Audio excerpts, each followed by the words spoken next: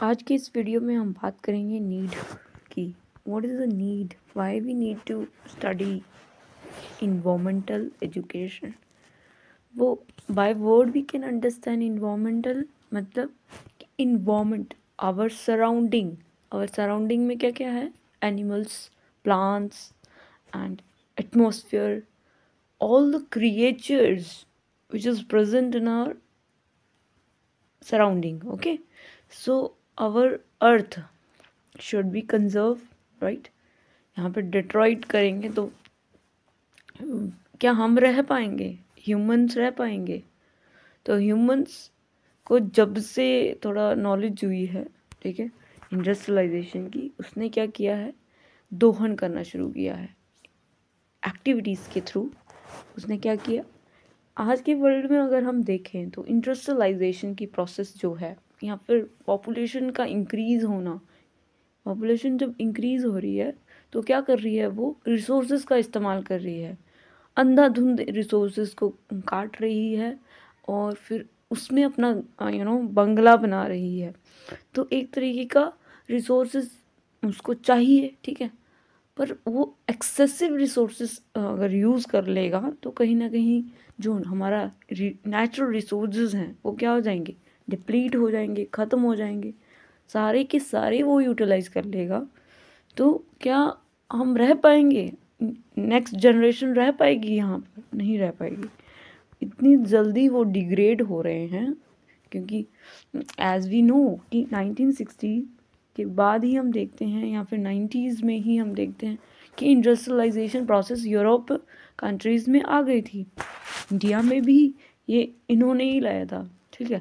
तो हम कहते हैं कि भाई ह्यूमन की जो एक्टिविटी है वो क्या कर रही है, इन्वायरमेंट को डिग्रेड कर रही है। तो इसीलिए हमें ज़रूरत है कि ये डिग्रेडेशन ख़त्म ही हो जाए। इससे पहले हमें इन्वायरमेंटल एजुकेशन के बारे में बातचीत करनी शुरू करनी होगी। It is not only the duty of the government, ये सिर्फ गवर्नमेंट की ड्यूटी नहीं है। हम इंडिविजुअल एज इंडिविजुअल हम क्या गंद मचा रहे हैं, हमें उसका भी ध्यान रखना होगा। हम क्या कर रहे हैं, हम अपनी अपनी पूर्तियों के लिए क्या कर रहे हैं, दोहन कर रहे हैं, एक तरीके का ओवर यूटिलाइज कर रहे हैं, ठीक है। But also the peoples to take active role. वही हमने कहा कि एक्टिव रोल किसका चाहिए, इंडिविजुअल का, ये ताकि हम अपनी इन्वायरमेंट को प्रोटेक्ट कर पाएँ, ताकि वो जो भी उसके अंदर रिसोर्सेज है ना, वो हम जितना हमें ज़रूरत है हम उतना करें। नेशनल एजुकेशन पॉलिसी जो है, हमारी जो शिक्षा नीति है, उसमें भी इसकी चर्चा हुई थी 1986 में। स्ट्रेस दिया गया कि भाई हमें इन्वायरमेंटल एजुकेशन को पढ़ाना है, बच्चों को ये उनके करिकुलम में डालो, सो दैट कि बच्चा जब पढ़े तो वो थोड़ा सेंसिटाइज हो, वो इमोशनली अटैच हो, उसे पता चले कि what is the value of this resources, है ना। हम रिसोर्सेज को दोहन करने के लिए इस धरती पे नहीं आए हैं, ठीक है। आगे हमें बोलना कि ग्रेट स्ट्रेस किस पे दिया गया कि भाई इन्वायरमेंटल एजुकेशन होनी चाहिए हर लेवल पे। ये डायर नीड है, मतलब कि बहुत ज़्यादा ज़रूरी नीड है कि भाई हम कॉन्शियस हों, कॉन्शियसनेस हमारी जागे, हम अवेयरनेस, हम अपने आप को अवेयर करें कि व्हाट इज़ द, सिर्फ एक बच्चों को ज़रूरत है, बल्कि जो बूढ़े हैं, जो कर रहे हैं, उन सबको ज़रूरत है, हर सेक्शन को ज़रूरत है, सोसाइटी का हर एक बंदे को पता होना चाहिए कि भाई हमारे दोहन से इतना डिग्रेड हो चुका है, अगर हम नहीं बचाए इस बचे हुए को तो हम सांस लेने के भी लायक नहीं बचेंगे। तो ये काफ़ी इम्पोर्टेंट है। Need of environmental education, provide moral ethical education, मतलब कि इन्वायरमेंटल एजुकेशन पढ़ाने का यही मकसद है कि भाई बच्चे को या फिर किसी व्यक्ति को भी मॉरल पता चले कि भाई व्हाट इज़ द राइट और रॉन्ग, क्या ज़रूरी है और क्या नहीं। ये इंसान को खुद से पता होना चाहिए कि मैं इसका एक्स्ट्रा दोहन कर रहा हूँ ना। तो मोरल कहते हैं कि भाई, मेरे मोरल्स कहते हैं भाई ऐसा नहीं करना चाहिए। एथिक्स कहते हैं कि भाई कि we should save our environment and attitude में परिवर्तन आना चाहिए। एटीट्यूड क्या होता है कि मैं तो करूँगा, मैं इस धरती पे आया हूँ तो मैं ऐसे थोड़ा ना चले जाऊँगा, मैं तो दोहन करके जाऊँगा। तो एटीट्यूड कहते हैं कि बदलो उस एटीट्यूड को, एटीट्यूड अच्छा रखो, है ना, किसके प्रति, इन्वायरमेंट के प्रति। Protect our childrens and living in polluted regions, तो हमें अपने चिल्ड्रंस को बचाने की ज़रूरत है। और क्योंकि जो बच्चे होते हैं उनका इम्यून सिस्टम इतना अच्छा नहीं होता है कि वो इसके साथ लड़ पाएँ, पोल्यूशंस के साथ, तो ज़रूरत होती है कि उनको बचाया जाए। डायर नीड है कि हमें इन्वायरमेंटल एजुकेशन पढ़ानी है। इन्वायरमेंटल एजुकेशन में बात की जा रही है कि मोरल फिलॉसफी, फिलॉसफी क्या कहती है, द लव और wisdom, the awareness, the questioning, what we have to question that why we are doing this, है ना। तो क्वेश्चन ये उठना चाहिए दिमाग में कि भाई क्यों हम डिट्रॉइट कर रहे हैं, क्या हम इतने भूखे हैं, है ना। Question is that sensitise your mind and aware your internally you if you मतलब कि अगर आप इंटरनली अवेयर होंगे अपने आप से तो आप क्या पता इसको कभी करो ही ना। पर इंसान सोचता ही नहीं है तो फिर वो कैसे सेव रखेगा इन्वायरमेंट को, थिंक करना पड़ता है। Moral and ethical education for changing peoples attitude, अगर पीपल के एटीट्यूड में ही परिवर्तन नहीं आएगा, वो कहेगा कि भाई मुझे अपनी बिल्डिंग्स बनानी है, मुझे ये करना है, मुझे वो करना है, डेवलपमेंट करनी है, तो मतलब कहीं पे भी हम नहीं देख पाएंगे कि यहाँ पे चेंजेस या फिर इन्वायरमेंट डिग्रेड होने से कोई नहीं बचा सकता। तो protect our childrens living in polluted regions, ये हमने अभी पढ़ा कि पोल्यूटेड रीजन्स में रहने वाले लोगों को या फिर बच्चों को प्रिवेंट किया जाए, प्रोटेक्ट किया जाए, है ना। गोल क्या होना चाहिए, व्हाट शुड बी गोल, क्या goal is a long term goal. Is this long term goal, long term में बचा है कुछ जो लॉन्ग टर्म रखने के हैं।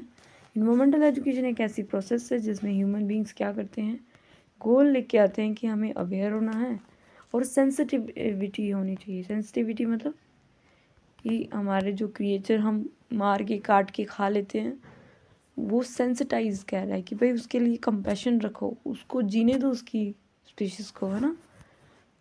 हमें अपने इकोनॉमिक, सोशल, पॉलिटिकल इसको आगे बढ़ाने के लिए हमें इनको ख़त्म करने की ज़रूरत नहीं है। इकोलॉजिकल इंटरडिपेंडेंस करने की ज़रूरत है अर्बन एरियाज़ में, रूरल एरियाज़ में। Provide every person with opportunities to, कि हर व्यक्ति को नॉलेज हो, अंडरस्टैंड करे वो कि वाई वी आर डिट्रॉइंग इट, है ना। Promotion of positive attitude, positive attitude रखो, आप अपने इन्वायरमेंट के प्रति गलत भाव मत रखो, है ना। वैल्यू रखो, commitment and development of skills, अपने स्किल्स के ऊपर ध्यान दो, है ना, ताकि हम अपने इन्वायरमेंट को क्या करें, इम्प्रूव करें। अगर हम इन्वायरमेंट के ऊपर ही मतलब चढ़ के रिसोर्सेज उसको लेते जाएंगे वो एक दिन ख़त्म हो जाएंगे, है ना। तो हमें क्या करने की ज़रूरत है, हमें अपने स्किल्स की डेवलपमेंट करने की ज़रूरत है। चाहे कोई भी स्किल हो हमारे अंदर, नॉलेज की स्किल हो या फिर बातचीत करने की स्किल की ज़रूरत है, ठीक है, ना कि हमें डिट्रॉइट करने की ज़रूरत है। हमारे बिहेवियर पैटर्न्स में चेंजेस आने की ज़रूरत है। हमारा बिहेवियर अगर परिवर्तन नहीं करता तो हम कोई हकदार नहीं है इन्वायरमेंट को बचाने के लिए। तो ग्रुप्स एंड सोसाइटी, हमें सबको मिलकर क्या करना पड़ेगा, इसके प्रति आवश्यकता होती है, ठीक है। हम कुछ नहीं कर सकते हैं, ठीक है। 1% ही हैं अगर हम देखें जो अमीर लोग हैं, उनके पास बहुत सारी प्रॉपर्टीज़ होंगी। हमें लोअर मिडिल क्लास हैं, उनको तो बेसिक एमिनिटीज़ तो चाहिए ना। जो हम अपर क्लास देखते हैं, रिच क्लास देखते हैं, उनके पास एमिनिटीज़ हैं, मतलब कि भर भर की चीज़ें हैं, रिसोर्सेज हैं। वही लोग क्या कर रहे हैं, डिप्लीट कर रहे हैं। तो हमें उन पे टैक्स लगाने की आवश्यकता होती है। ये हमें समझ में नहीं आता है कि इससे जो जो छोटे तबके के लोग हैं उनमें रिसोर्सेज कोई भी इतने ज़्यादा इमेंस लेवल पे नहीं होते हैं डिप्लीट, है ना। तो कहने का मतलब है कि हमारे बिहेवियर में ही अगर परिवर्तन नहीं आया, ये उन लोगों के लिए जो 1% में आते हैं, लीड ग्रुप होता है जो कि इसका कैपेबल है, वो कैपेबल है इन इतने सारे रिसोर्सेज को लेने के लिए, ठीक है। तो बिल्डिंग्स कौन ले रहा है, बिल्डिंग्स में प्रॉपर्टीज़ कौन बना रहा है, फर्नीचर या फिर इंडस्ट्रीज ऐसी किसने सेटअप कर रखी हैं, तो आप खुद से जानोगे तो इससे जो हार्म इफेक्ट है ना वो लोअर मिडिल क्लास पीपल्स को ज़्यादा होता है, या फिर उससे भी लोअर क्लासेस जो होती हैं उन पे ज़्यादा होता है। तो पैटर्न में, बिहेवियर के पैटर्न में चेंजेस करने की आवश्यकता होती है कि अगर व्यवहार ही हमारा परिवर्तन नहीं हो रहा तो हम कैसे इसके साथ मिटिगेट कर पाएंगे, है ना। हमें ट्रेनिंग की आवश्यकता है, हमें पता नहीं है कि इन्वायरमेंट के साथ कैसे हमें बातचीत करनी है, कैसा बिहेवियर रखना है, ठीक है। हम आज देखते हैं कितने सारे इम्पैक्ट पड़ रहे हैं, पर हमें ट्रेनिंग की आवश्यकता होती है, इन्फॉर्मेशन की ज़रूरत है कि कहाँ से ये चीज़ें हो रही। इंडियन मेट्रोलॉजिकल डिपार्टमेंट जो भी है वो हमें बताता है कि क्या क्या कौन कौन से जोन एरियाज़ हैं जहाँ पर अर्थक्वेक आ रहा है, या फिर ये एनर्जी वेव्स जो हैं बाहर निकल रही हैं, इसकी वजह से बिल्डिंग्स गिर रही हैं, है ना, जो प्रॉपर्टीज़ हैं वो डैमेज हो रही हैं। तो कहने का मतलब है कि हमें ट्रेनिंग की आवश्यकता होती है। इन्वायरमेंटल एजुकेशन जो है वो आज का एक मतलब नीड है, डायर नीड है। स्किल ऐसी जो हम इसके साथ मिटिगेट कर पाएँ, अगर हो जाए तो भी, अगर उससे पहले हज़ार्ड होने से पहले हम क्या कर पाएँ, इसके साथ डील अप कर पाएँ, ये होता है। न्यूमरस क्राइसिस हम देख रहे हैं वर्ल्ड में, इसकी वजह से जितना इंसान उसका दोहन कर रहा है रिसोर्सेज का, वो उतना ही मतलब कि इम्पैक्ट किससे पड़ रहा है, वो अपना तो बचा ले जाते हैं, अपने आप को तो बचा ले लेते हैं, ठीक है। जो गरीब लोग हैं वो कैसे बचाएंगे अपने आप को, वो वनरेबल स्थिति में है, मतलब कि वो अपना ही मदद अपने आप से नहीं कर पाते हैं, ठीक है। तो मतलब कि एनिमल्स, ट्रीज, 2000 ऑफ एनिमल्स और ट्रीज हम क्या कर देते हैं, काट पीट के या तो खा लेते हैं एनिमल्स, और फिर यहाँ तो ट्रीज़ को काट रहे हैं, अपना फर्नीचर बना रहे हैं। हमारे पास घर पे है फिर भी हम क्या कर रहे हैं, उसका दोहन कर रहे हैं। Dying to due human activities की वजह से क्या हो रहा है, हमारे मदर अर्थ जो है वो दुखी है, वो परेशान है, स्ट्रेस्ड में है, ठीक है। उससे कोई प्रॉब्लम नहीं है, वो हमें मोरल एथिकल वैल्यूज़ की ज़रूरत है, हमें फ़िलॉसफी की ज़रूरत है, जो कि हम व्यक्तियों को ये पसंद नहीं आती कि ज्ञान की आवश्यकता है। ज्ञान मतलब कि हमें कॉन्शियसनेस की आवश्यकता है। Questioning, the power of questioning, that is the need. Question करें कि why we are deploying it, है ना। हम दिमाग लगा के सोचें कि अगर हम इसको डिप्लीट कर रहे हैं तो ये ख़त्म हो रहा है। हमारे आने वाली पीढ़ी जो है, जिसका हम खून के लिए हम इतना वो कर रहे हैं, साम्राज्य बना रहे हैं, तो क्या उनके लिए ये बच पाएगा। तो हमें सोचने की आवश्यकता होती है। ह्यूमन एक्टिविटीज़ होती जा रही है और हमारी मदर अर्थ वो रो रही है, ठीक। इसके बाद अगर हम बात करें, when we teach peoples early on about importance, early ही हमें क्या करना है, पढ़ाना शुरू करना है, समझाना शुरू करना है। We pave way healthier and greener. ऐसा नहीं हो पाएगा दोस्तों। हेल्दियर तो हम बन जाएंगे क्योंकि डॉक्टर्स हैं हमारे पास, वो हमें बताते रहेंगे कि ये खाओ भी, ये पियो, ये सो, पर ग्रीन होने की तादाद में हम नहीं हैं, ठीक है। ग्रीनियर होने में टाइम लग जाएगा। फिर भी हमें ये सोचना चाहिए, कितने सारे पेड़ लगाते हैं, आधे मर जाते हैं, आधे, उसमें से 20 पेड़ अगर आपने 20 प्लांटेशन की, उसमें से एक ही बचता है जो कि थोड़ी ही कार्बन को अब्जॉर्व कर पाता है। हमें इतना समझ में आना चाहिए कि इन्वायरमेंटल एजुकेशन जो है वो मच नीडेड चीज़ है, ठीक है। टू एजुकेट पीपल, उन्हें समझाने की आवश्यकता होती है, ठीक है। रैपिडली चेंज हो रहा है। जो बच्चा होता है ना, बच्चा होता है, हम उसको इजीली समझा सकते हैं कोई भी चीज़ को, वो अवेयर भी हो जाएगा, वो समझ लेता है चीज़ को। पर जो बूढ़ा होता है ना, बूढ़ा, वो कभी ही नहीं समझता है, उसको जितना मर्जी समझाओ, क्योंकि वो अड़ा रहता है कि मैं तो करूँगा, है ना। तो अपनी वही थिंकिंग प्रोसेस में चेंजेस लाने की आवश्यकता होती है। इन्वायरमेंटल एजुकेशन जो है वो एजुकेट करने की ज़रूरत है, और लाइफ लॉन्ग एजुकेशन हमें मिलेगी तो हम क्या कर पाएंगे, अपने वर्ल्ड को चेंज कर पाएंगे, प्रिपेयर कर पाएंगे, आने वाली जनरेशन्स को अंडरस्टैंड कर पाएंगे, प्रॉब्लम्स क्या चल रही हैं, है ना, स्किल एट्रीब्यूट्स सीखेंगे कि कैसे हमने अपनी लाइफ को इम्प्रूव करना है ना, प्रोटेक्ट करना है इन्वायरमेंट को, और हमें अपनी एथिकल वैल्यूज़ को नहीं भूलना है। इसके बाद आती है हमारी क्लासिफिकेशन ऑफ इन्वायरमेंटल एजुकेशन। कौन कौन से टाइप की हम एजुकेशन बच्चे को दे सकते हैं। तो इनफॉर्मल एजुकेशन और फॉर्मल एजुकेशन। इनफॉर्मल होती है जो ऐसे हम बातचीत कर रहे हैं, कॉन्वर्जेसन कर रहे हैं, घर बैठ के आपस में बातचीत कर रहे हैं, उसके बारे में डिस्कशन कर रहे हैं, दोस्तों के साथ कर रहे हैं। इनफॉर्मल हो गई बिल्कुल भी, जिसमें कोई आपको रोक टोक नहीं है किस टॉपिक में आपने बात करनी है। फॉर्मल एजुकेशन होती है कि जिसमें हमने एक पर्टिकुलर टॉपिक लिया है जिसके बारे में हम डिस्कस करेंगे, ठीक है। तो स्ट्रक्चर करिकुलम होता है, उसमें बराबर आपको एक कोर्स के थ्रू जाना पड़ता है जिसमें एक टीचर होगा, classroom set.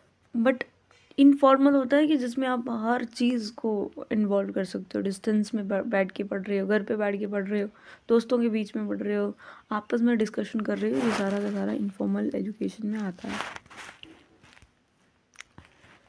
Formal education of वो होते हैं जो स्कूल में दी जाती है, कॉलेज में, यूनिवर्सिटीज़ में, और एक स्पेसिफिक पीरियड ऑफ टाइम में होती है। ये नहीं है कि आप सकती है, बट जो फॉर्मल होती है वो आपका 2 साल का या यहाँ पे होता है, और स्कूल लेवल पे प्राइमरी बच्चों को पढ़ाया जाता है, लोअर सेकेंडरी स्टेजेस में और हाई सेकेंडरी स्टेजेस में।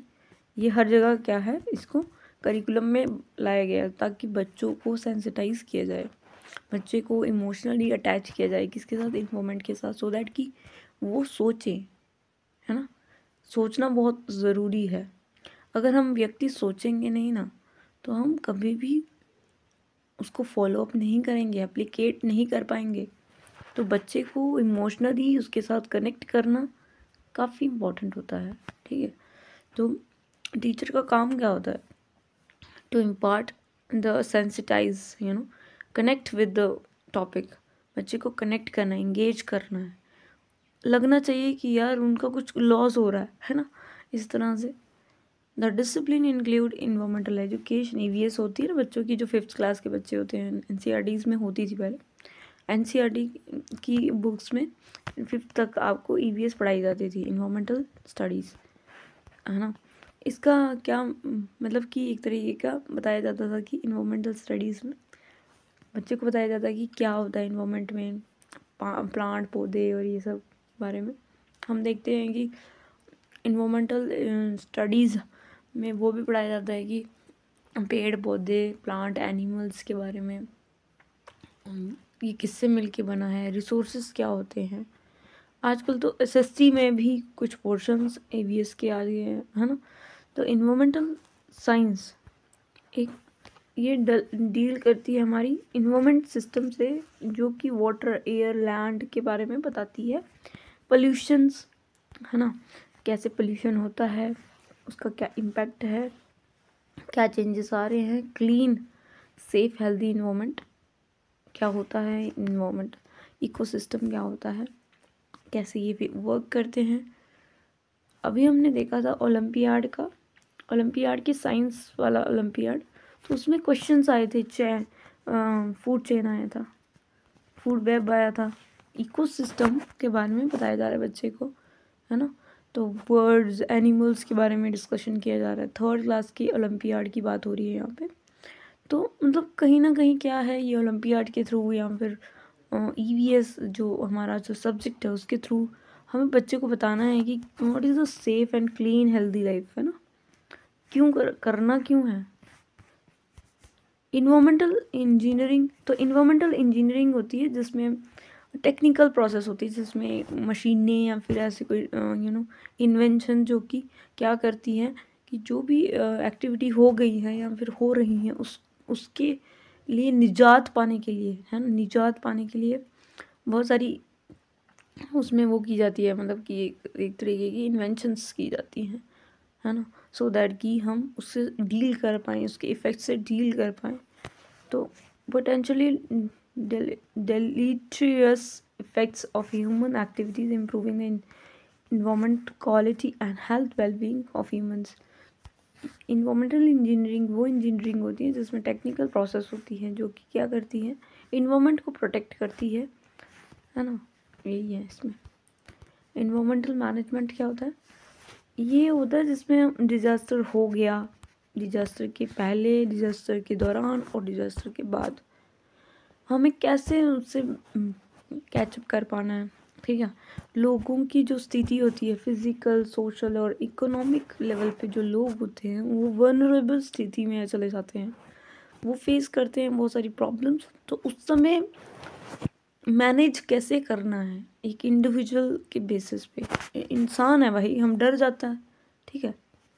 अमीर लोग तो किसी को बुला के निकल लेगा, बट जो गरीब है, इकोनॉमिक स्थिति उसकी अच्छी नहीं है, सोशली वो इतना पावर नहीं है उसके पास, ठीक है।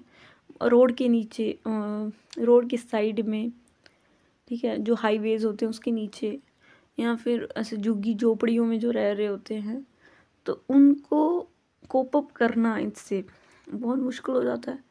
तो ऐसे ऑफिसर्स हों जो कि इन्वायरमेंटल मैनेज करना सिखाएं, मतलब कि बताएं कि क्या क्या इसमें किया जा सकता है फिज़िकल, सोशल, इकोनॉमिक लेवल पे। एक आम इंसान को भी पता हो, उसकी कोई भी स्थिति आ जाए, चाहे कोई भी डिज़ास्टर आ जाए, वो उससे कोप अप कर पाए। यही है इसका मतलब। क्या स्कोप क्या है, किस किस एरियाज़ में इसको पढ़ाया जाना चाहिए, है ना। स्कोप यही होता है। और स्कोप एंड इम्पोर्टेंस, इसको सेव करने से मतलब कि इसका मतलब होता है कि इसको सेव करेंगे या फिर इसके बारे में पढ़ेंगे, कॉन्शियस होंगे, तो हमें क्या फ़ायदा होने वाला है। तो स्कोप ऑफ इन्वायरमेंटल एजुकेशन का क्या हमने पढ़ना है कि इन्वायरमेंटल एजुकेशन एक ऐसी डिसिप्लिन है या फिर ऐसी सब्जेक्ट है जिसमें बहुत सारे मल्टीपल स्कोप हैं। मतलब कि हम देखते हैं कि जो इन्वायरमेंटल साइंस है, जो भी ईवीएस है, उसमें बहुत सारे सब्जेक्ट्स मिलकर क्या करते हैं, मतलब कि कंबाइनली क्या करते हैं, कंटिन्यूसली क्या करते हैं, हमें नॉलेज प्रोवाइड करते हैं। जैसे कि हम देखते हैं साइंस का कुछ टेक्नोलॉजी की बात हो रही है, साइंस में हम बॉटनी या जूलॉजी पढ़ते हैं, उसमें प्लांट एनिमल्स के बारे में डिस्कशन किया जाता है। जियोलॉजिकल कन्वर्जेशंस एसएसटी का पोर्शन है यहाँ पर। एसएसटी में हम पढ़ते हैं जियोग्राफी, तो अर्थक्वेक कैसे आया, है ना, सरफेस पे आ रहा है वेव्स की वजह से, और ओशनिक करंट में साइक्लोन आ रहा है, इस तरह से जो है वो जियोग्राफिकल कॉन्सेप्ट्स हैं। और अगर हम इसमें देखें इन्वायरमेंटल साइंस में, तो इसमें बहुत सारे सब्जेक्ट्स मिलकर काम कर रहे होते हैं, ठीक है। टेक्नोलॉजी इसमें इस्तेमाल हो रही है, इसमें साइंस के कुछ पोर्शन से इस्तेमाल हो रहे हैं। तो इंटर डिसिप्लिनरी है, एक तरीके का इंटीग्रेट वे से इसको बनाया गया है ताकि हर एक स्कोप में इसको पढ़ा जाए। स्कोप इसका ये भी है कि हमें क्या करना है, इसको कंजर्व करना है। हमारे जो नेचुरल रिसोर्सेज हैं, नेचुरल रिसोर्सेज में आते हैं हमारे ट्रीज़, डाइवर्सिटी, बायोडाइवर्सिटी हो गई, जितने भी स्पीशीज़ हैं हमारे मरीन लेवल पे, या फिर हमारा एटमॉस्फेयर में जो गैसेस हम फैला रहे हैं, जिसकी वजह से सारे पेड़ पौधों पे इफ़ेक्ट, ह्यूमंस के ऊपर इफ़ेक्ट, है ना। तो हमें कंजर्व करने की ज़रूरत है, मतलब कि एक तरीके का जो लैंड एरिया है उसको कंजर्व करने, फर्टाइल रहना चाहिए, वो उसमें उपजाऊ होनी चाहिए। लैंड फर्टाइल रहेगी, डेजर्टिफाइड ना हो, हमारी एक्टिविटीज़ की वजह से, माइनिंग एक्टिविटीज़ की वजह से डिस्ट्रक्शंस ना हो, तो क्या होता है कि हमें क्या करना है, नेचुरल रिसोर्सेज को क्या करना है, कंजर्व करना है। हमारे जो इकोलॉजिकल एस्पेक्ट हैं, इकोलॉजिकल एस्पेक्ट उसके बारे में, इकोलॉजिकल एस्पेक्ट क्या होता है, जिसमें इकोसिस्टम कैसे काम करता है, इंटरेक्शन कैसे हो रही है बायोटिक और एबायोटिक कंपोनेंट्स में, ठीक है। तो पोल्यूशन जो है हो रहा है, हम देख रहे हैं पोल्यूशन, नेचुरल रिसोर्सेज की यूज़ करने के बाद हम क्या करते हैं, मतलब कि एक्सट्रैक्ट तरीके से हम क्या कर रहे हैं, उसको पोल्यूटेड कर रहे हैं। हमें पोल्यूशन के ऊपर रोकथाम करने की ज़रूरत है, पर हम कर नहीं पाते। हम देखते हैं दिल्ली में जो स्मोग है अक्टूबर टू दिसंबर जनवरी में ज़्यादा रहता है ना। तो ये पोल्यूशन जो है वो उस एरिया में जम सा जाता है, एक तरीके का स्मोक और ठंड, फॉग की वजह से, तो वो पोल्यूशन बहुत हद तक एक हार्मफुल चीज़ है। Social issues connected to it. अब देखो सोशल इश्यूज क्या होते हैं जो सोसाइटल कि हमें तो करना ही है। जैसे सोशल इश्यूज हम कह लें कि यहाँ पे कंट्रोवर्शियल हो जाएगा, बट फिर भी हम कह देते हैं कि जैसे कि दिवाली में हम पोल्यूशन करते हैं, तो हम कहेंगे कि पूरा साल हम जलाते नहीं हैं, हम एक ही दिन तो जला रहे हैं, पर एक ही दिन में कई सारे लोगों के घर में जलता है ना वो।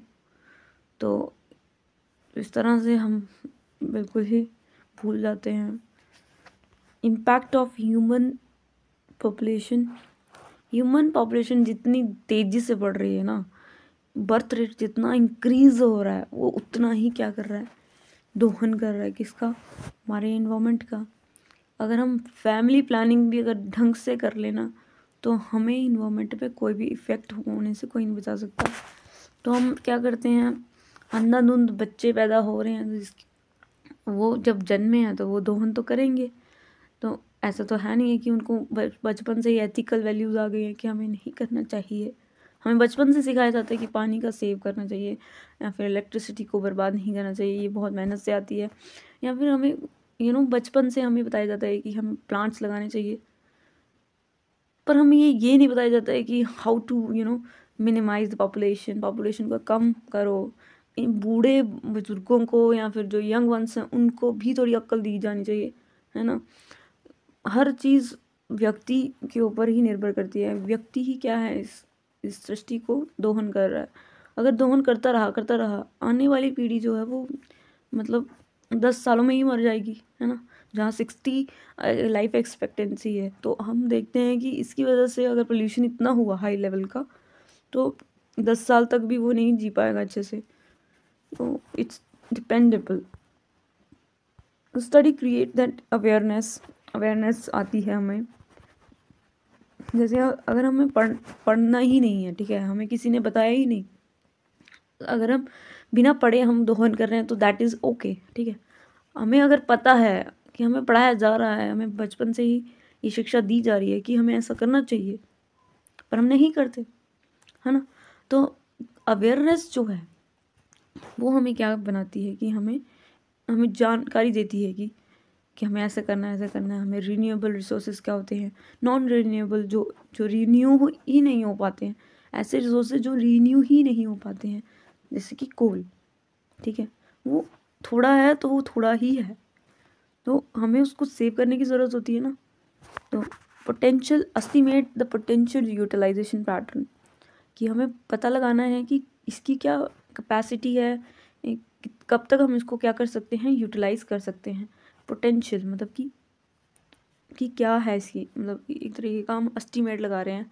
अच्छा कोल इतना बचा है, हम आने वाले 270 साल तक हम इसका इस्तेमाल कर सकते हैं, चलो ठीक है। उसके बाद तो होगा ही नहीं। तो कहने का मतलब है एक तरीके का हम क्या करते हैं, एस्टिमेट, अंदाज़ा लगाते हैं कि हम कब तक इसका इस्तेमाल कर सकते हैं, किस तरह से हमें इसको बैलेंस रूप में इस्तेमाल करना है। अगर हमें पता है कि 270 तक अगर हम ऐसे इस्तेमाल करते चले गए ज़्यादा, तो इससे क्या होगा कि ख़त्म हो जाने वाला है। तो फिर हम क्या कर देंगे, इसको मिनिमाइज़ कर देंगे, हम इतना सा इस्तेमाल करेंगे ताकि आने वाले जो साल है वो उसका बैलेंस रूप में हम क्या कर सकें, फ्यूचर रूप में भी हम इसको इस्तेमाल कर सकें, ठीक है। इट अनेबल्स थ्योरेटिकल नॉलेज, हमें थ्योरेटिकल नॉलेज मिलता है, थ्योरीज हमें पढ़ाई जाती हैं, रिसर्चेस होती हैं उसमें कि किस तरह से उसने प्रैक्टिस की और वो यूज़ में आया, वो चीज़ हम देख पा रहे हैं, उसका इफ़ेक्ट थोड़ा कम हुआ। It teach the citizens about the need and sustainable utilisation, हमें पता चलता है कि हमें कैसे सस्टेनेबल यूटिलाइज करना है कोई भी चीज़ को। सस्टेनेबल क्या होता है, अब ऐसा नहीं है कि अब हमें पता चल गया कि भाई हम दोहन कर रहे हैं, ख़त्म कर रहे हैं, तो हमें बंद ही कर देना है, ठीक है। हम इंसान हैं, ग्रीडी पीपल्स हैं, तो हम क्या करेंगे, रिसोर्सेज को तो दोहन करेंगे, चाहे हम अपने आप को बांध दे कि नहीं करेंगे। फिर एक दिन ऐसा आएगा कि हम सप्रेशन जो झेल नहीं पाएंगे अपना, फिर हम क्या करेंगे, उसको एक ही बार में सारा दोहन कर देंगे। तो कहने का मतलब है कि हमें बैलेंस्ड रूप में दोहन करना भी है, तो हमें सोच के करना चाहिए, थोड़ा कॉन्शियसली। रिसोर्सेज कोई भी हम यूज़ कर रहे हैं ना, चाहे बिजली हो, पानी हो, पेड़ पौधे, या फिर कुछ भी, कोई भी चीज़ हम खा रहे हैं, पी रहे हैं, रिसोर्सेज में इस्तेमाल हो रही है, तो हम उसका ना थोड़ा माइंडफुल तरीके से इस्तेमाल करें। माइंडफुल मतलब कि हम पहले सोचें, दिमाग में पहले अपने लाएं कि इससे कितना मैं मतलब कि एक प्रभाव डाल रहा हूँ इन्वायरमेंट के ऊपर, और इससे मतलब कि रिसोर्सेज थोड़ा वाइजली चूज़ करेंगे। दिमाग पहले सोचे कि मैं इसके यूज़ से कितना इम्पैक्ट होने वाला है, और इससे मेरी सेटिस्फेक्शन जो है, वांट्स हैं, वो भी कंप्लीट हो जाएंगी। तो मतलब मेरी वांट्स भी कंप्लीट हो और थोड़ा बच भी जाए, ठीक है, ऐसे रिसोर्सेज जो बच जाए, चाहे वो पानी हो, चाहे वो बिजली हो, चाहे वो प्लांट्स, एनिमल्स, या फिर कोई भी चीज़ हो, ताकि बचेगा तो हमारे आने वाली पीढ़ी है वो भी उसका इस्तेमाल कर पाएगी, तो सस्टेनेबल हो, है ना। ऐसे टीच किया जाएगा, ऐसे रिसोर्सेज का हम इस्तेमाल करें। हमारे जो एंसेस्टर्स थे उन्होंने कम इस्तेमाल किया, तो आज हम उसका इस्तेमाल कर पा रहे हैं, ठीक है। अगर हम ही आज पूरा ही खा के चले जाएंगे तो फिर हमारी जो फ्यूचर जनरेशन हैं वो कैसे इसका इस्तेमाल कर पाएगी? क्या उसको क्वालिटी मिल पाएगी? यदि क्वालिटी अगर हम ले रहे हैं, हमारे परदादा दादा लेके गए, उनको मिल पाएगी, है ना। तो हमें ज़रूरत है ये सोचने की कि भाई हमें फ्यूचर जनरेशन को भी इसका इस्तेमाल करने से देना है। तो इसलिए नेसेसरी इन्फॉर्मेशन जो है वो बायोडाइवर्सिटी की हमें कहाँ से मिलती है? इन्वायरमेंटल एजुकेशन से। बायोडाइवर्सिटी क्या होती है? Biodiversity is the diversity present in the regions. Necessary information about the biodiversity potential threat to the plant, animal and species.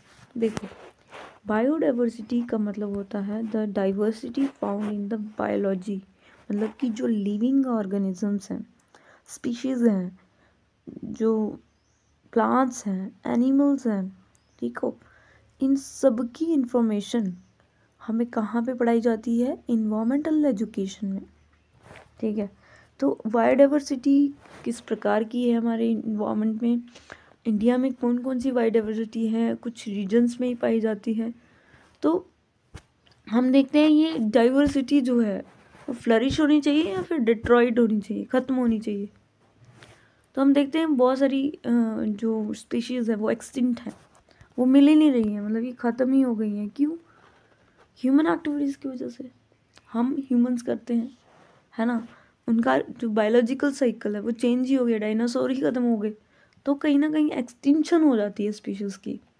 वो जो वैल्यू हमें देते हैं मस्क डियर की जो वो होती है, या फिर जो हाथी का जो सींग होता है, वो सारे के सारे हमारे लिए क्या है? इम्पोर्टेंट एरियाज़ हैं जहाँ पर हम क्या करते हैं? उसका इस्तेमाल करके स्मगलिंग करते हैं, करोड़ों में उसको बेचते हैं। तो जो बायोडाइवर्सिटी है वो भी थ्रेट हो रही है हमारी एक्टिविटीज़ की वजह से। तो हमें इसकी बारे में जानकारी या फिर इसके बारे में नॉलेज कौन देता है? Environmental education. तो इसका ये स्कोप है। नेक्स्ट इसमें आता है the ability to understand the causes and impacts due to the natural and man made disaster. तो हमें ये समझ में आता है, हमारे अंदर ये योग्यता आती है समझने की कि क्या कारण हैं, कॉजेस क्या हो रहे हैं, और उससे क्या हम पे प्रभाव पड़ रहा है, ह्यूमंस की वजह से या फिर नेचुरल में हम चेंजेस देखते हैं। हम देखते हैं कि क्लाइमेट चेंज हो रहा है, डिग्री टेम्परेचर बढ़ रहा है ह्यूमन की एक्टिविटीज़ की वजह से। ये क्या है? नेचुरल डिजास्टर्स हो रहे हैं, मैन मेड डिजास्टर्स हो रहे हैं, हम इंसान ही कर रहे हैं डिजास्टर। जैसे इन्वायरमेंटल हजार्ड्स में हम देखते हैं भोपाल गैस ट्रेजिडी, ठीक है। और नेचुरल कॉजेज में हम देखते हैं कि अर्थक्वेक आ गया, ये एरियाज शेकन हो रहा है। एक तरीके का क्या है, ये कॉजेज है, कारण है। इसको हम समझ पाए अच्छे से, हमें नॉलेज मिलती है, ठीक है। Evaluation of alternatives can be done setting up projects और डिसाइडिंग एन एक्शन। मतलब कि जब हमें नॉलेज होती है ना कोई चीज़ की, तो हम क्या करते हैं? अल्टरनेटिव सोचते हैं, ये नहीं तो ये नहीं तो ये तरीका ढूंढते हैं कि क्या हो सकता है इस एरिया में, हम कैसे मिटिगेट कर सकते हैं, इनसे कैसे हम कोप अप कर सकते हैं डिजास्टर से। अगर हमें लगता है कि ये अर्थ प्रोन एरिया है, अर्थक्वेक प्रोन एरिया है, तो हम वहाँ से भाग जाएं, भागने में भी हमें डिटेंशन सेंटर पे भेजा जाएगा, है ना। तो हमें पहले ही अपना फूड रिजर्व रखें, या फिर ये सारा नॉलेज जो है वो हमें कहाँ पे मिलता है, इन्वायरमेंटल एजुकेशन में। It enable the individual to acquire the knowledge about ecological system. देखो इकोलॉजिकल क्या होता है, इकोलॉजिकल होता है the interaction between the ecosystem.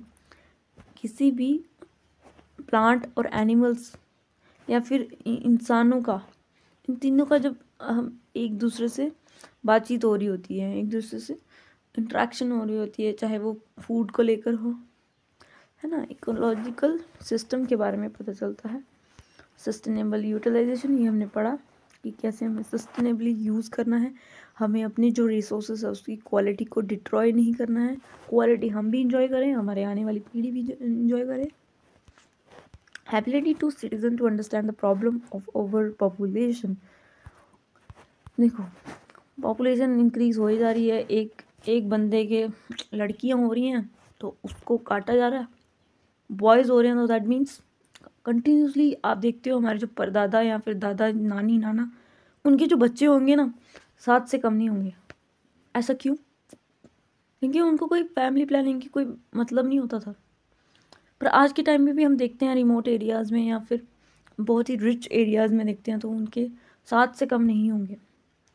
Over population जिसकी वजह से क्या हो रहा है, प्रॉब्लम क्रिएट हो रही है। हम हेल्दी लाइफ जो हम जीना चाहते हैं वो हमें नहीं मिल रही है। हेल्थ, हाइजीन, इस सारे कॉम्प्रोमाइज़ हो रहे हैं हमारा हेल्थ, लाइफस्टाइल, हाइजीन हम कितने हैं, क्वालिटी लिविंग हम जी पा रहे हैं कि नहीं जी पा रहे हैं, अच्छा फूड हमें मिले, है ना। तो ओवर पॉपुलेशन की वजह से ये क्या हो जाता है, कॉम्प्रोमाइज़ हो जाती है। थ्रू द इन्वायरमेंटल एजुकेशन हम क्या करते हैं, ग्रीन टेक्नोलॉजी के बारे में समझते हैं। ग्रीन टेक्नोलॉजी क्या होती है? ग्रीन टेक्नोलॉजी क्या होती है? Greenery, we want green things, right. Green से क्या होता है कि जो भी प्लांट्स होते हैं, ट्रीज़ होते हैं, वो क्या करते हैं, ऑक्सीजन को छोड़ते हैं।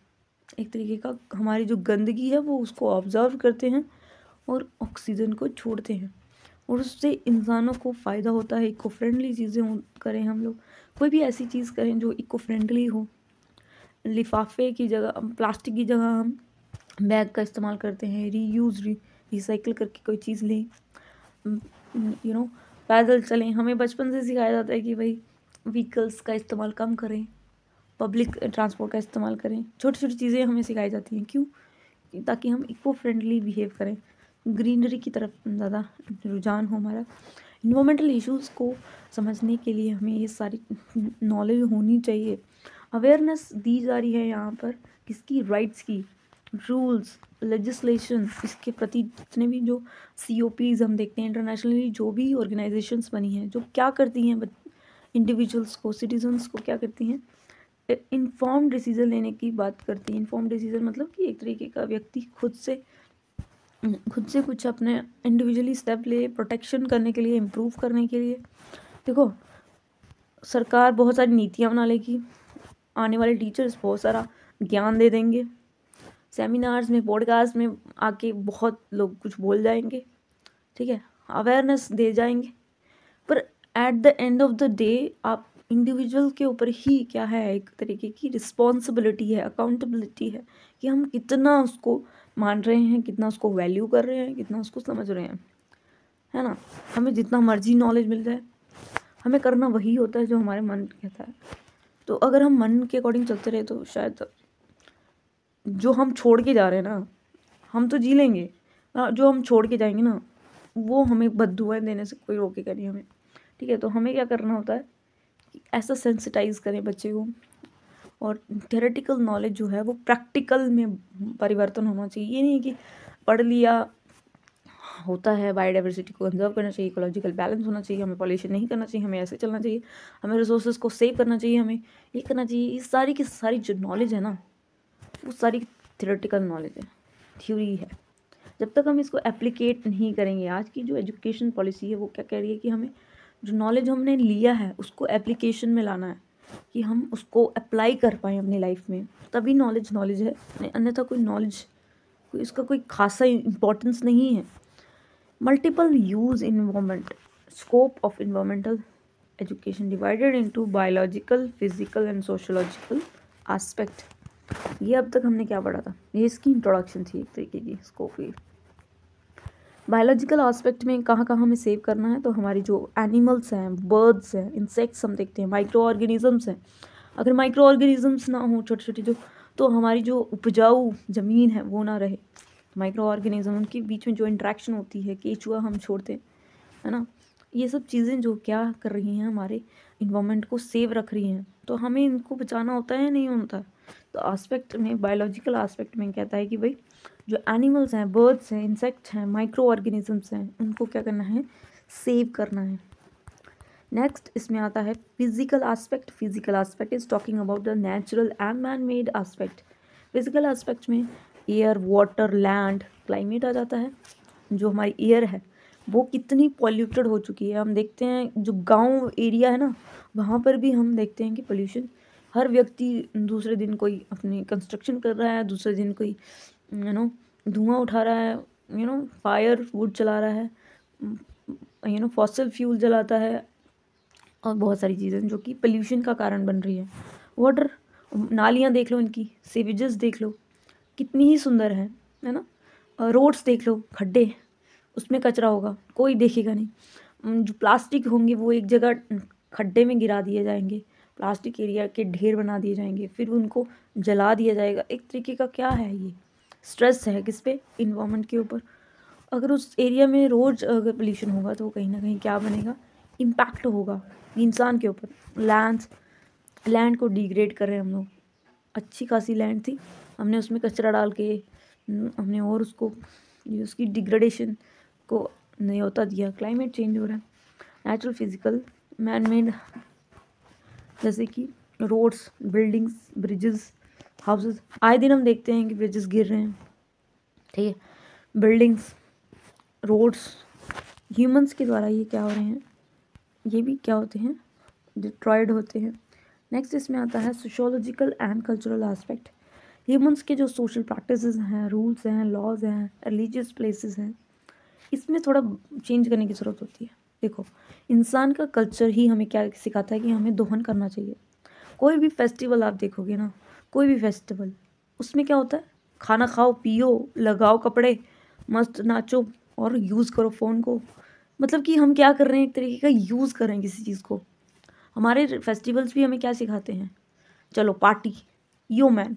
तो एक तरीके का क्या है, ये हमारे जो मोरालिटीज़ है, प्रैक्टिसेस है, वो भी क्या कर रही हैं, फुल तरीके से क्या कर रही हैं, सपोर्ट कर रही हैं कि भाई इम्पैक्ट पड़ना चाहिए इन्वायरमेंट के ऊपर।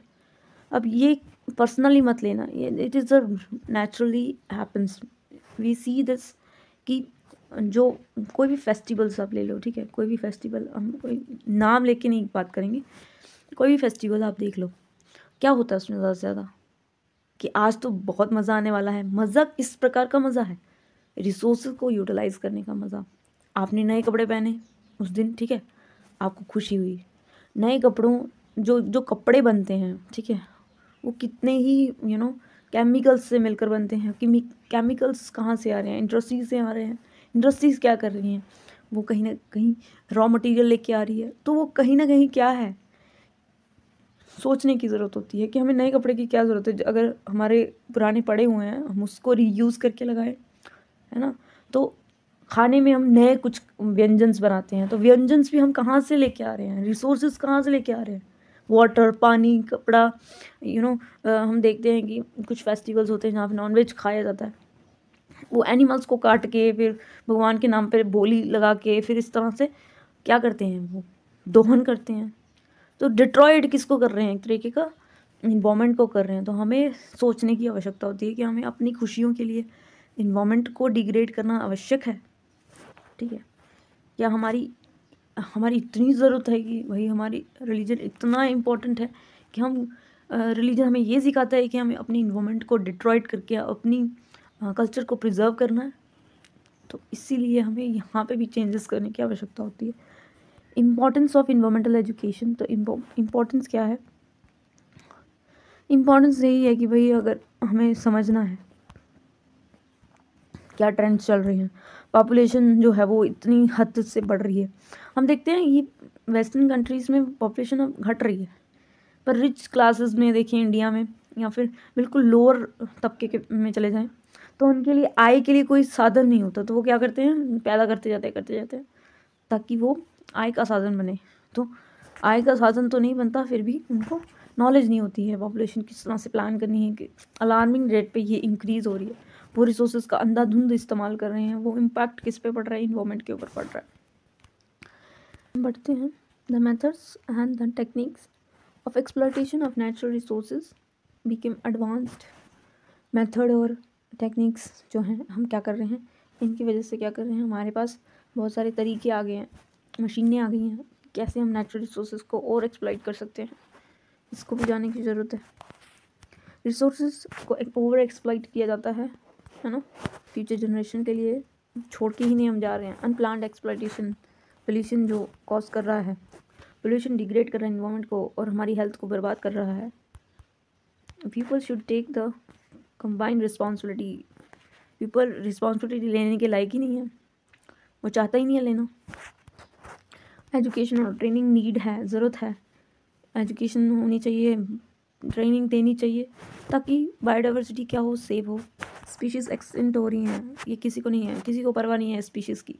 सबको अपने खाने से मतलब है, लगाने से मतलब है, अपना कल्चर से मतलब है, दैट इज़ इट। उनको कोई फ़र्क नहीं पड़ता है कि what is going on around. But जब उनके ऊपर बात आएगी ना, उनकी फैमिली के ऊपर बात आएगी, तो फिर वो ज़रूर स्टेप लेंगे। ऐसे ये रहता है। The urban areas couple with industries major pollution. अब देखो अर्बन एरियाज़ में ज़्यादातर इंडस्ट्रीज़ होंगी, बहुत सारी पोल्यूशन कॉज कर रही है। Number of area x tends of the protected area increase so that the wild life is protected. The number of area extend under the protected area. अब यहाँ पे क्या किया जा रहा है कि प्रोटेक्टेड एरिया जो एनिमल्स हैं उनके लिए एक ऐसा एरिया बनाया जा रहा है सो दैट कि वो अच्छे से वहाँ पे अपना रह सके। ठीक है, प्रोटेक्टेड एरिया क्या होता है, जो ऐसा एरिया जो सिर्फ एनिमल्स के लिए है। इन्वायरमेंटल स्टडी एक की इंस्ट्रूमेंट है जो कि चेंजेस ला सकती है नॉलेज में, वैल्यूज़ में, हमारा वैल्यू कैसा हो, हमारा व्यवहार कैसा हो, हमारा रहन सहन कैसा हो, हमारा कल्चर कैसा हो, ये अचीव करने की ज़रूरत है, इसमें स्टेबिलिटी लाने की ज़रूरत है।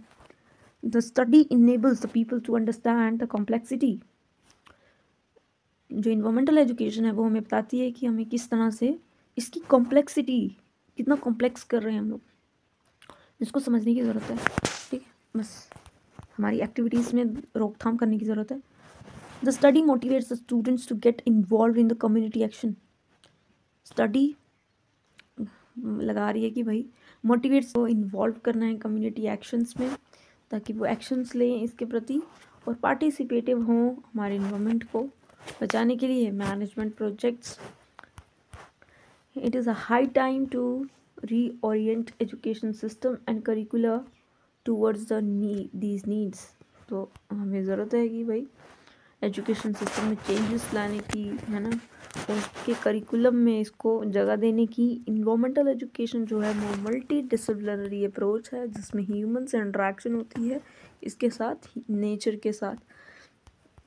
ठीक है, इससे ये क्या हमें समझ में आ रहा है कि ई जो है वो डील करती है हमारी बहुत सारे इशू जो कि आज ह्यूमंस के ऊपर हो रहे हैं। ह्यूमंस की लिविंग में चेंजेस आ रहे हैं, ऑर्गेनिज्म जो हैं वो डिट्रॉयड हो रहे हैं। ज़रूरत है तो शिक्षा देने की, मल्टी डिसिप्लिनरी हम देखते हैं इंडिविजुअल्स को अलग अलग टॉपिक्स, अलग अलग सब्जेक्ट्स में इसको इंट्रोड्यूस किया गया सो दैट कि बच्चे को समझ में आए, अंडरस्टैंड हो, इसके इम्पैक्ट उसे पता चले। हमें समझने की ज़रूरत है, हमें चेंज करने की ज़रूरत है किस तरह से जो इकोसिस्टम है वो बर्बाद हो रहा है, हमारी मेंटल हेल्थ बर्बाद हो रही है, हमारी फिज़िकल हेल्थ, हमारी वर्किंग कंडीशन अच्छी नहीं है, हमें मास्क लगा के जाना पड़ता है। तो मतलब ये एक तरीके का क्या है, पॉपुलेशन प्रेशर बढ़ रहा है, पॉपुलेशन इतनी ज़्यादा इंक्रीज़ होने की वजह से क्या हो रहा है, हमारा इन्वायरमेंट बर्बाद हो रहा है। Environmental education is the process, इसमें हमें क्या करना है, एजुकेशन जो हमें बता रही है कि हमें अपने वैल्यूज़ में चेंजेस करने की ज़रूरत है, हमारे रहन सहन, उठना बैठना, हम कैसे एक्शंस ले रहे हैं उस पर ध्यान देने की ज़रूरत है। हमें सोचने की आवश्यकता है। रिसोर्सेज को यूज़ करने से पहले हमें सोचने की आवश्यकता है कि भाई हम इसका यूज़ करने से क्या इम्पैक्ट होने वाला है, क्या प्रभाव पड़ेगा, इससे किसी का फ़ायदा होगा, इससे कहीं इन्वायरमेंट को तो हानि नहीं पहुंचेगी। तो necessary steps to be taken. Awareness बच्चे को प्रोवाइड करनी है और हमको भी, खुद को भी वैल्यूज़ ऐसी इनकलकेट करने की ज़रूरत है जो कि हमारे लाइफस्टाइल को इम्प्रूव, डेवलप करे। ग्रोथ हमें नहीं चाहिए, ग्रोथ की आवश्यकता हमें नहीं है, हमें डेवलपमेंट की आवश्यकता होती है। ग्रोथ क्या होती है? जो क्वांटिटेटिव, जैसे कि हमारे पास रिसोर्सेज बहुत सारे हैं तो ग्रोथ हो गई। डेवलपमेंट हो गई कि हमें स्किल्ड अप होने की ज़रूरत है। ये हमारे पास रिसोर्सेज कम है पर मैं एज ए इंडिविजुअल बहुत ही ज़्यादा कुछ जानता हूँ, समझता हूँ, दुनिया को एक धागे में पिरो सकता हूँ। मुझे नॉलेज है, मुझे स्किल्स हैं, मुझे बात करने का तरीका है, मेरे अंदर वैल्यूज़ है। मुझे पता है कि इसका रिसोर्सेज से मुझे फ़ायदा होने वाला है, पर फिर भी मैं इसका इस्तेमाल नहीं कर रहा हूँ। इसको बोलते हैं एक तरीके का अपने माइंड में ही चेंजेस कर जाना, फिलोसॉफी में ही चेंजेस करना। तो डिसीज़न कैसे ले रहे हैं हम, कैसी प्रैक्टिसेस कर रहे हैं, साइंटिफिक वर्क हम इसमें इस्तेमाल करें, हम प्रैक्टिकल सोल्यूशन ढूंढें जो कि इन्वायरमेंट प्रॉब्लम्स के लिए जो आज हम फेस कर पा रहे हैं। इन्वायरमेंटल एजुकेशन जो है वो हमारे बताती है कि भाई चिल्ड्रंस को, अडल्ट्स को बताया जाए, वो नेसेसरी स्टेप्स ले पाएँ, है ना। इन्वायरमेंटल एजुकेशन इज़ इंस्ट्रूमेंटल, हमारे लिविंग स्टैंडर्ड्स, हेल्थ रहे अच्छी, हम प्रिजर्व कर पाएँ, अपने नेचर को कंजर्व कर पाएँ और स्टिमुलेट कर पाएँ concern for the environment. Thank you, have a nice day, bye bye, see you.